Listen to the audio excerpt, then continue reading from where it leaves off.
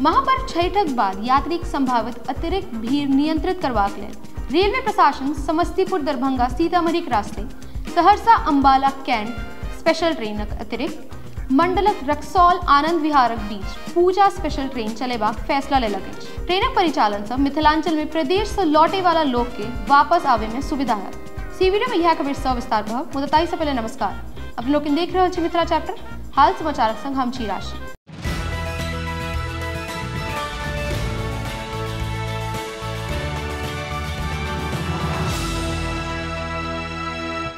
DRM विनय श्रीवास्तव जनतब दिलेन जे 05577 Saharsa Ambala cantt पूजा special train 24 नवंबर से 8 दिसंबर धरि प्रत्येक शुक्र दिन का सहरसा से साँझ 7:10 पर खुजत। अगला दिन ये ट्रेन रात का 11:15 पर अंबाला कैंट पहुंचत। वापसी में गाड़ी संख्या 05578 Ambala Cantt Saharsa special train दिनांक 26 नवंबर से 10 दिसंबर धरि चलत।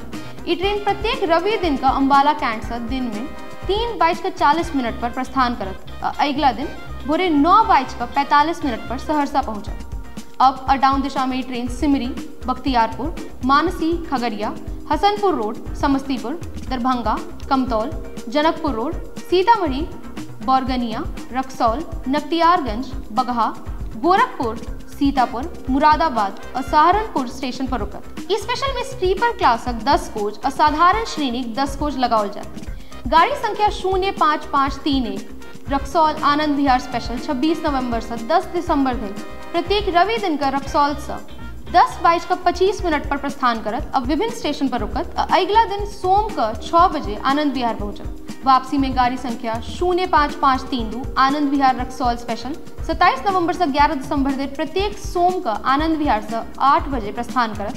अगला दिन मंगल का 2:30 पर रक्सौल पहुंचत। अप और डाउन दिशा में ट्रेन सगौली, बोतिया, नकटियारगंज, बगहा, गोरखपुर, बस्ती, गोंडा, सीतापुर, मुरादाबाद और गाजियाबाद स्टेशन पर रुकत। इस स्पेशल ट्रेन में सबटा साधारण श्रेणी कोच है। केन लागली रिपोर्ट सिंचा कमेंट बॉक्स में लिखा अवश्य पठावी। अहिना देखते रही मिथिला चैप्टर। प्यारो भाषा सहयोग कर संजीव हम छी राशि। धन्यवाद, नमस्कार।